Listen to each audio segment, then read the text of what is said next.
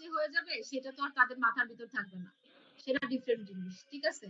তো এই ক্ষেত্রে আমাদের কি করতে হয়, এই ক্ষেত্রে আমাদের প্রোডাক্টটা কি করতে হবে, এক্সট্রা অর্ডিনারি হতে হবে। এই জিনিসেলিং এর ক্ষেত্রে প্রোডাক্টটা মাস্ট বি এক্সট্রা অর্ডিনারি হতে হবে, অর্থাৎ অন্যান্য যে কোনো প্রোডাক্টের থেকে আমাদের প্রোডাক্টের মান হইতে হবে অনেক ভালো। জিনিসেলিং কোম্পানির প্রোডাক্ট হইতে হবে অনেক ভালো, কারণ ওভার চ্যালেঞ্জ দিয়ে বলতে হবে যে তুমি যে প্রোডাক্টটা ইউজ করতেছো তোমার প্রোডাক্টের থেকে ফার গুণ ডিফারেন্স হচ্ছে আমার প্রোডাক্ট। সেজন্য তুমি তোমার নিত্য ব্যবহার্য যে প্রোডাক্ট আছে, বন্ডস হোক, ডাভ হোক বা any other X Y Z product, সেটা তুমি হচ্ছে কি করবা না, ইউজ করবা না, এবং তুমি কি করবা আমার প্রোডাক্টটা তুমি ইউজ করবা। এতে করে কি হবে, তোমার নিজের শরীর ভালো থাকবে, তুমি যদি আগের থেকে সুস্থ থাকো বেশি, তাহলে তুমি বেশি কাজ করতে পারবে। এই যে তাদেরকে বুঝাইতে হবে ডিরেক্ট সেলিং কোম্পানির কনসেপ্টের জন্য আমরা আমাদেরকে এক্সট্রা এফোর্ট দিতে হয়। আমরাই আমাদের মডেল, আমরাই আমাদের প্রোডাক্টকে সামনে নিয়ে আসবো, এইটাই আর কি। তো এই যে এতক্ষণ যে কথাগুলো বলেছি, এই কথাগুলো হচ্ছে যে direct selling company, where is direct selling company and how to choose a direct selling company, ঠিক আছে?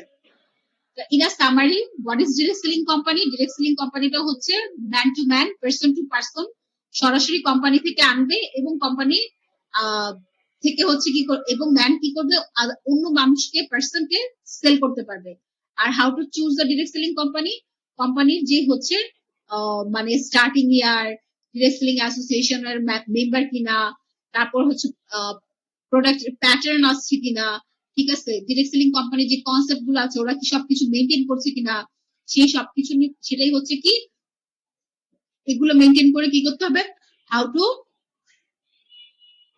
এগুলো মেনটেন করে একটা ডিরেক্ট সেলিং কোম্পানিকে কি করতে হবে, চুজ করতে হবে। And now I am going to tell about DXM.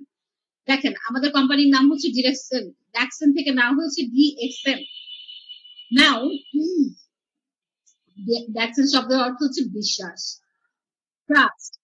And না হচ্ছে কোম্পানির হিস্ট্রি যদি আমরা যাচাই বাছাই করি তাহলে দেখা যাবে কি 1993 তে এই কোম্পানি কি হয়েছে, স্টার্টেড হয়েছে। Legal or illegal according to direct selling news, according to direct selling news যদি আমরা অ্যানালাইসিস করি তাহলে দেখা যাবে কি গ্লোবালি, বিশ্ব মানে পুরো ওয়ার্ল্ড ওয়াইড 1000 র্যাঙ্কিং এর মধ্যে 15 নাম্বার র্যাঙ্কিং এ আছে। নাও also receive award from best DSC from Malaysia Ministry of Domestic Trade and Consumer Affairs in 2020, ঠিক আছে? অ্যাওয়ার্ডেড হয়েছে 2020 এ DXM. Also listed in 100 ranking 22nd in 2017, 2017 তে 100টা রিয়েল ডিরেক্ট সেলিং কোম্পানির মধ্যে লিস্টেডে ছিল ডিএক্সএম 22 নম্বরে।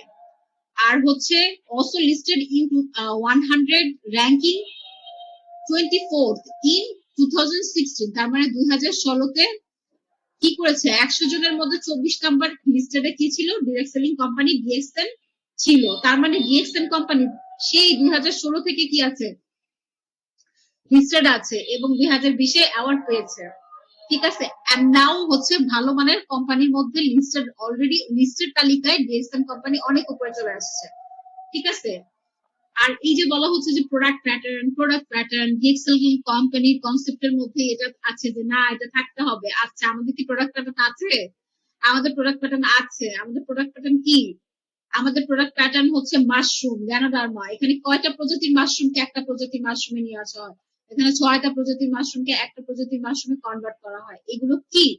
Liver গ্যানো, heart গ্যানো, kitchen গ্যানো, brain গ্যানো, peacock গ্যানো, রুই গ্যানো। এই যে 6টা প্রজাতি, কি সুন্দর সুন্দর নাম। এই 6টা প্রজাতির মাশরুমকে একটা প্রজাতির মাশরুমে কনভার্ট করে আমরা কি করি, কাজ করি। তো আমাদের কোম্পানির প্রোডাক্টও আছে, প্যাটার্নও আছে। এই যে গ্যানোডার্মা, ঠিক আছে, এই 6টা প্রজাতিকে যে গ্যানোডার্মা যে করা হয়েছে, এই গ্যানোডার্মা যে ইউজফুলনেস ইজ ইউজ বাস্ট, ঠিক আছে? মাশরুমে কি আছে, আমিষ আছে, শর্করা আছে, চর্বি আছে, ভিটামিন, মিনারেল, এই সবকিছুর ইনক্লুডেশনে করা হয়েছে। তাহলে এতে করে কি হচ্ছে, এতে করে শরীরের ইমিউনিটি সিস্টেমকে ইনক্রিজ করা হচ্ছে। শরীরের ইমিউনিটি সিস্টেম ইনক্রিজ হলে কি লাভ, দরকার কি ইমিউনিটি সিস্টেম আপনি ইনক্রিজ করবেন, আপনার শরীরের কি প্রয়োজন, আপনি যেমন আছেন ভালোই তো আছেন না? আপনি যদি ভালো থাকতেন তাইলে আপনি জ্ঞানদান নিতেন না। আপনার